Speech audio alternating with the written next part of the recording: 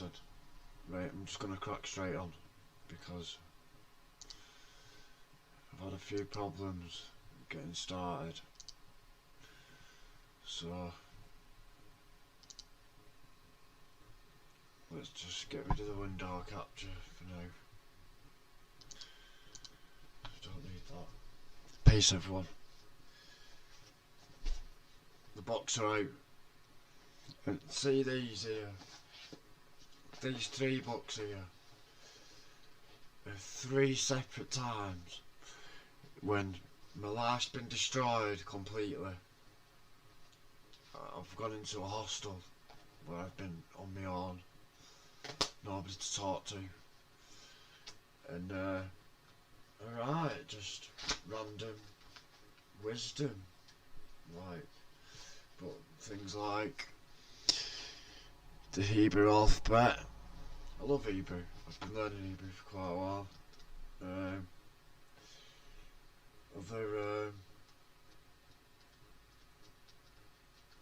So look at different things to show you. I can't let you see that actually. Wow, no way to just like show you that.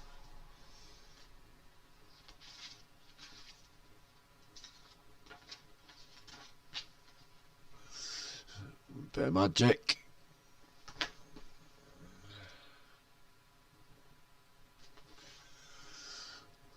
The spiritual path.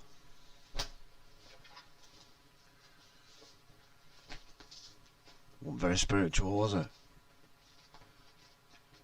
I saw people think. I was sat on the street begging at one point, me. I lost absolutely everything.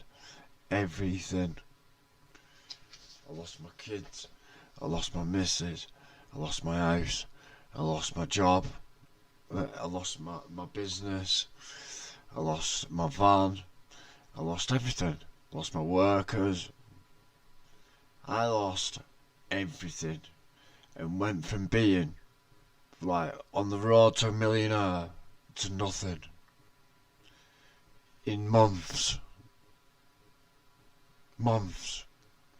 Ended up selling my business, which was worth a lot of money, for 650 quid. Because I was so helplessly fucked up on drugs after losing my kids. I just wanted to destroy myself. I wanted to die, but I didn't have the courage to do it. And so I inflicted as much punishment as I could have on myself, because I was angry at myself. And so I punished myself. And I was willing for the day when I wouldn't wake up. And I nearly got my wish a few times. It was close. But I'm here now. I've faced death a few times. Quite a few times. At my own hand. And a few times at other people's hands.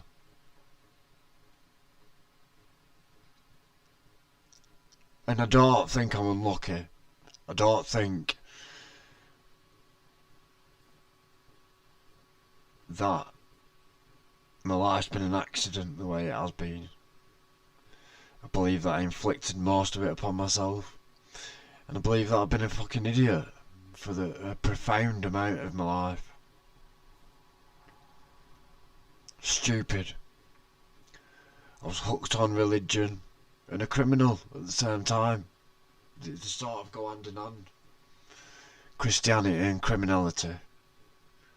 Can you see the similarity in the words? Christianity, criminality. You literally, when you are a Christian, you literally walk round and think that everybody else is evil and you're not. When actually you're acting evil and you're projecting that onto everybody else. That's what is in fact going on. But obviously you don't admit that to yourself, because the ego is driving you at that point. Your ego has to die. It's an actual thing. You witness it die. It dies. It becomes separated from you, so you can see it, look at it. And then when it comes back to being a part of you again, you start to work together instead of against each other, because now you know that there's two of you there. Whereas at the beginning it starts out as one's hiding from the other, and at certain times one jumps in and uses the body and the person, and another person jumps in. Have you never done something really stupid, like call someone a dickhead or something like that, and you really didn't mean to do it? You don't know where it come from, but you ended up getting pasted for it. Someone's just come out, you blurted something out that you don't know where it come from, and it's got you into an awful lot of trouble. That's the other half of you. There's two of you in that body, not one. There's the body, the prima materia, the body and the material body, with all the genetics that come from both parents, and it's literally a monster. There's no fucking doubt about it. It's a monster. It has all the traits of both parents, all of the imbalances, all of the problems and genetic issues have passed down from both parents into this body. And now this material body is a monster. The other half, the spiritual mark, the part that doesn't have a name, that is ultimately in power you. But the material is in power for the most of the beginning of your life, and then towards the end, like when what's supposed to happen is you're supposed to spiritually grab this monster and reel it in and overcome it and like make it out of you. Like complete the puzzle. It's a puzzle, this. It's an energetic puzzle. This is a prism. A prism, not prison. Prism with an M. Prism. Prism. That's what this is. It traps light in a body, in a material body. Prima materia. This material body is not you. This dies, this body. This body is subject to this world. The other person, the spirit, is not of this world. It doesn't care about this world, and it wants to get out of here as soon as possible, basically, and it kicks your ass constantly. It gets you into all kinds of trouble, and if you don't know it's there and you ignore it, it will make itself known in crazy ways, honestly. And it can manifest outwardly. So you ghosts and spirits and people are talking to demons and this and that. They're not. They're talking to themselves. They could possibly be talking to demons, I'm sorry. There are energies. But the majority of the time they're talking to themselves. The split. These two halves, and you can say left brain, right brain, you can say lower and higher, you can say in or out. It's duality, is what it is. It's duality. You are a duality. Where you live is in a duality, a binary. There's two suns, there's two earths, there must be. And this one that we're on, I'm pretty certain, is like a training ground. It's like a test to get to the real Earth. This is where they see who you are, and whether they need to extinguish you, whether they can keep you, whether you're useful, whether you're not useful, whether you're just a piece of cancer on the earth. However you want to put it. If you are here to dominate and make other human beings feel horrible and uncomfortable, then you're going to be extinguished. Pretty much. You may be used and usurped in other ways.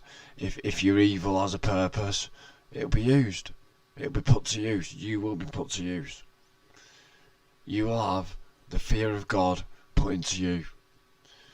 If you think you can just start bouncing on somewhere like this and using your voice in a negative and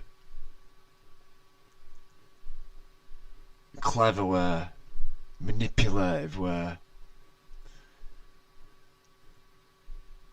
I was going to talk about somebody in particular that I've been watching recently, and there's a few of them, but I'm not going to mention names.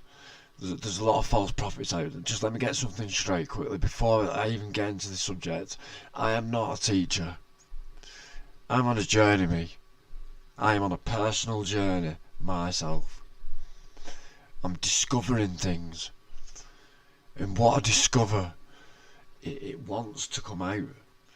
I find it hard to contain it, and I want to share it because I'm a good person. In all truth, I don't want money. I don't want anything from anybody. These are just my musings, and at the very worst, it's something nice for my daughter to watch when she's older. She can watch her dad with his brain mulling, thinking about things, putting things into perspective. You know, I've been through a difficult task, me.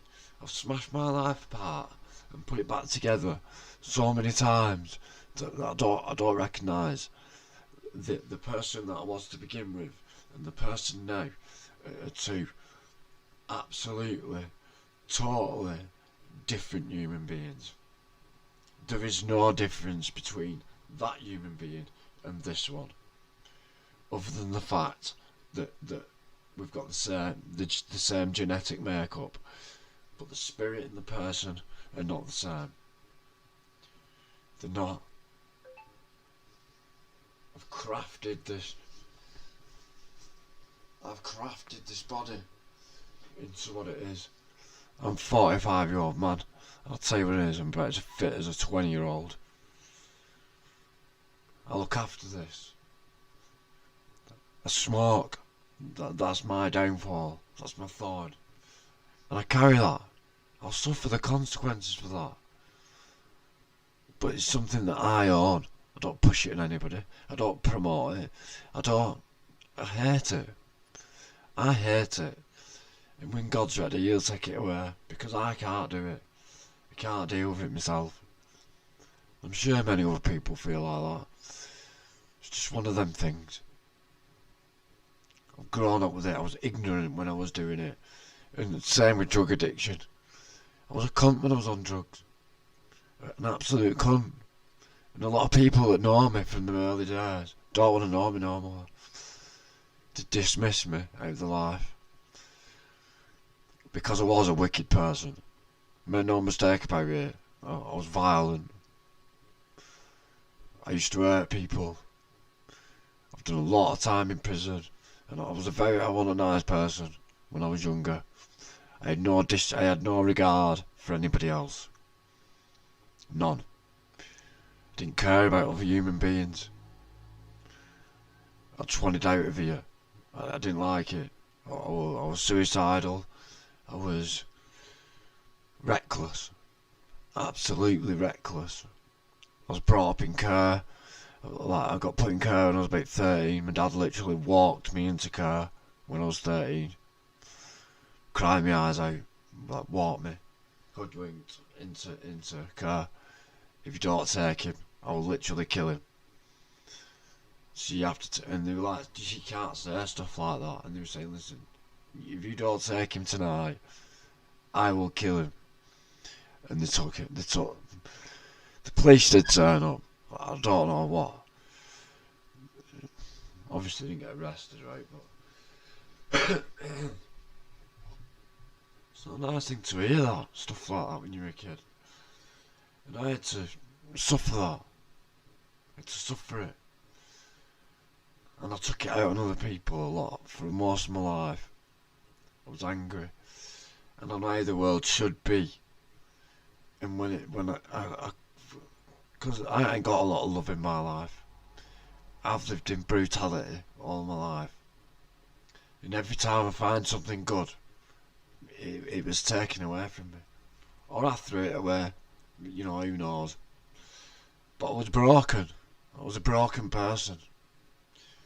Now, I find happiness in myself. And you know, like, that's what it's all about, really. If I can't love myself, how the hell am I ever going to love anybody else? I was angry for most of my life, because my parents rejected me. So, I didn't fit into this world quite well. Still don't now. I've always been a bit of a misfit. But I like being able to talk just like everybody else. But I'm not a teacher. Please don't get that from this video. I'm not a teacher. I'm not here to teach. I'm here to muse. I'm here to speak. That's it. I'm learning things and it's fascinating to me. Fascinating. It's fascinating to watch people on here. The deception of people. I'm very good, me, at like criminology and psychology and people's behaviour, especially lies and manipulative behaviour. Like I said, I did a lot of time in prison, me, and I was in there with some very dangerous people, like literal monsters. I tried escaping from custody, me, and honestly, it was the worst thing that I ever did in my life. They locked me up like in a cell with the light on all the time. Never turn my light off, just in case I tried escaping. They wanted to be able to see. It was torture. It was like, I went mad. Literally went mad. Couldn't sleep. Every time I went to sleep, they'd tap on my door, wake me up. It sent me mad. I ended up smashing myself up, get put down the block, get more days, get more time, smash myself up more, get in trouble more. My problems began when I got inside. Outside's easy, you know. I couldn't wait to get back in there and start fighting again in there.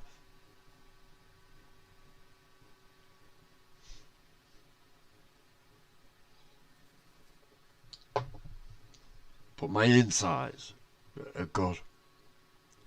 If you want to understand how psychopaths work, how narcissists work, people who use manipulative behaviour in order to get a following, in order that they can do deviant things. And if they get caught, they've got somebody to blame. Already there, ready. Scapegoat already. Whoa, what's going on? I'm a scapegoat. I'm a scapegoat. Look, I'm a good person. I do this and I do that. How can I possibly do that? It's impossible. Do you see? The polar opposites. So narcissist works in this way.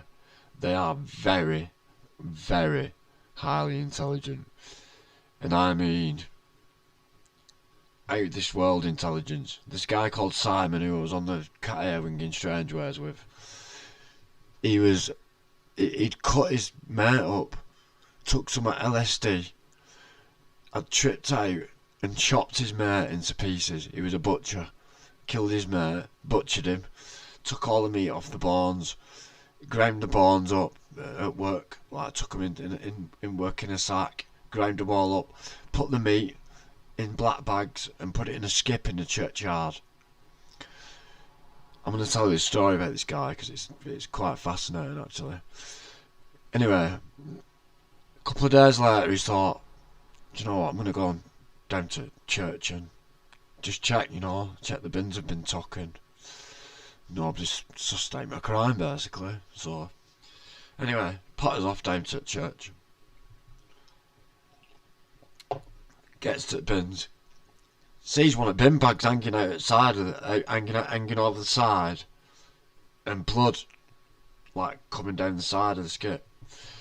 Anyway, he's lost the plot. This guy runs straight to the police station and said, "My mate's he's coming to get me." He was convinced that his mate was climbing out the skip and he was going to get him, and he'd come back to life. And he didn't know what he was thinking, but he was telling me like this is what he was musing in his head. He was thinking that he'd come back to life and he was going to get him.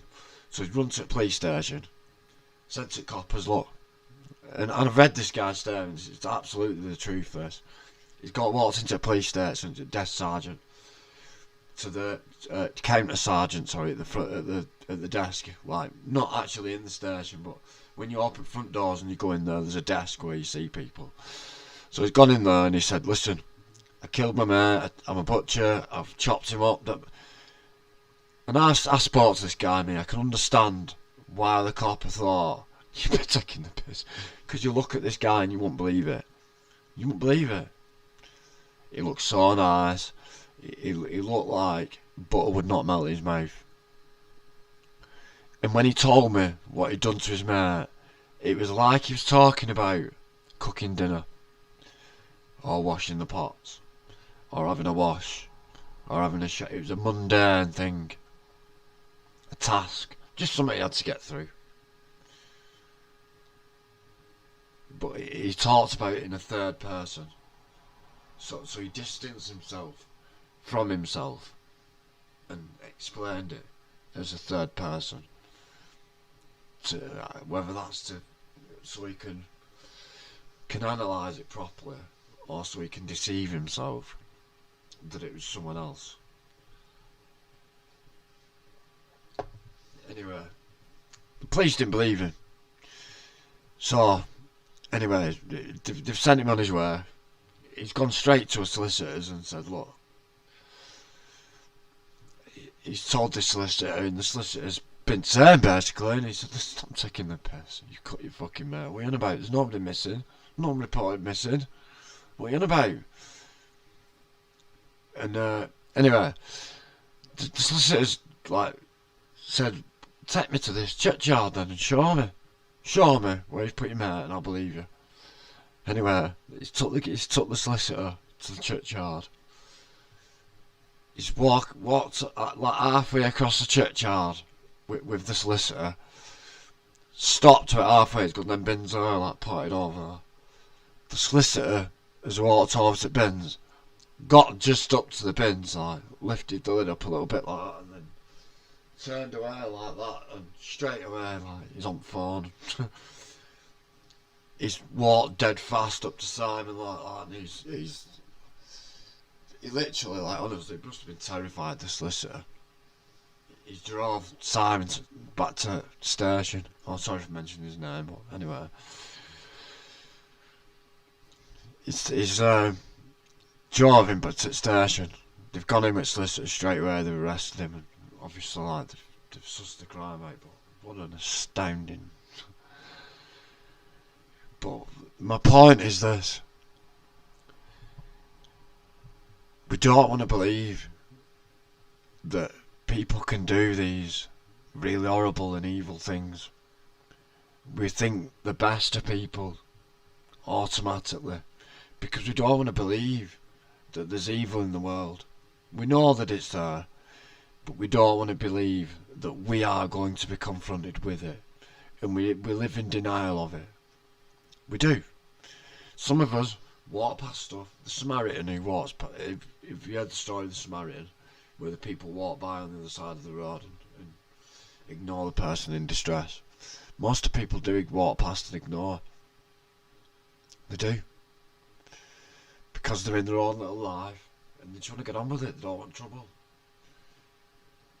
But that there, ignorance, is no way of dealing with problems, because they'll never go away if you ignore them.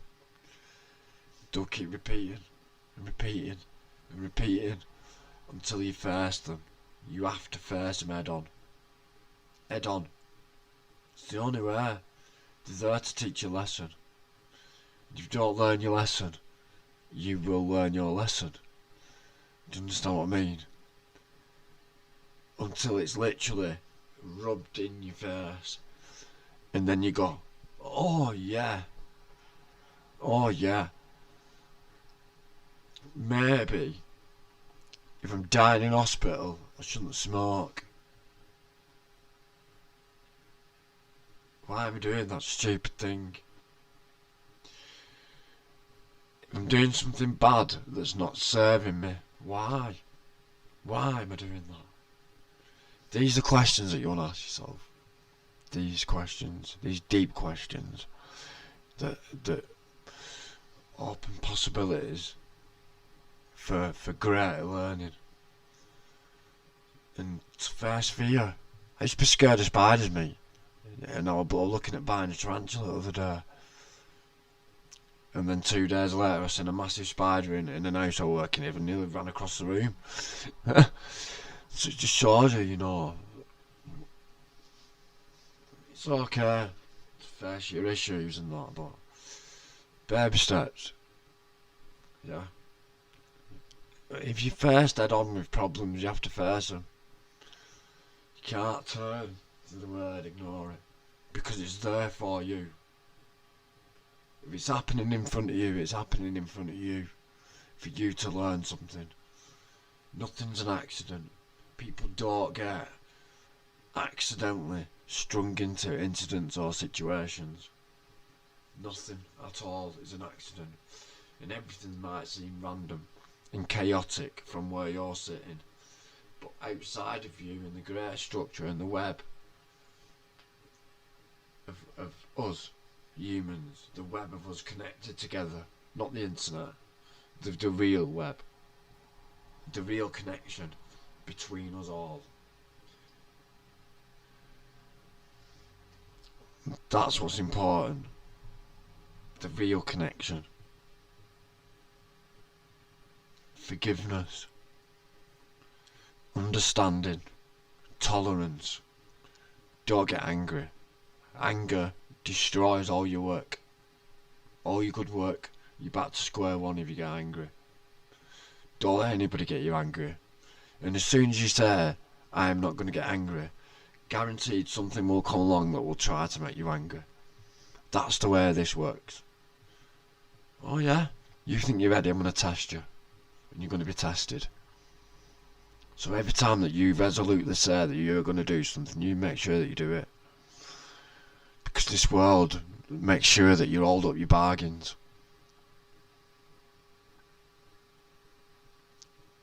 Go outside tomorrow, look at this world, and understand when you look around that there are systems in place that make it impossible that this happened by a random chance. Impossible. And it's rubbed in your face. There is a creator of this world, there's no doubt at all about it. We are in an enclosed, sealed system. And they've been telling us this now, recently. All the recent educational children's videos that are scientific in nature are telling children that they can't leave the earth, and they never will.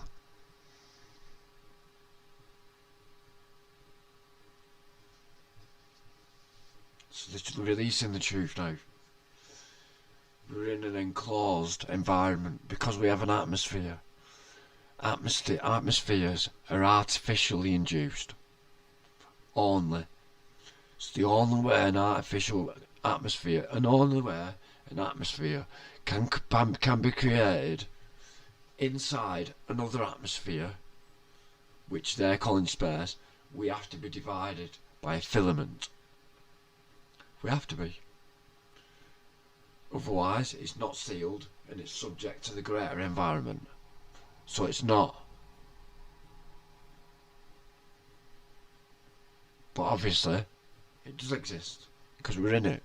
So it is. I work by logic, me. total logic. To make an atmosphere, you first have to pressurise an environment to create an artificial environment, an artificial atmosphere. You have to first seal out the outer environment. So this system is sealed from the outer environment because that is the only way you can create an environment like this. It has to be sealed. Otherwise, how are you going to keep your gases in? They're going to keep your animals and your livestock and your people and your humans and your spirit. Who's keeping all these alive?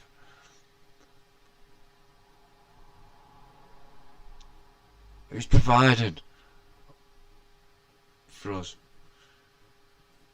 Do you see any of the animals go out planting stuff, waiting until it grows in September and then picking it and storing? There's only a few animals that store food away and hibernate, but there's nothing else like us on this earth. We have the ability to think, and we have a free will, and we act like stupid animals with it. So stop acting like animals. Start being logical.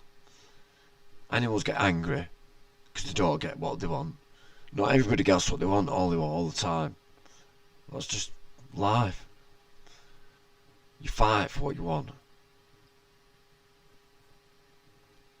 Peace, everyone.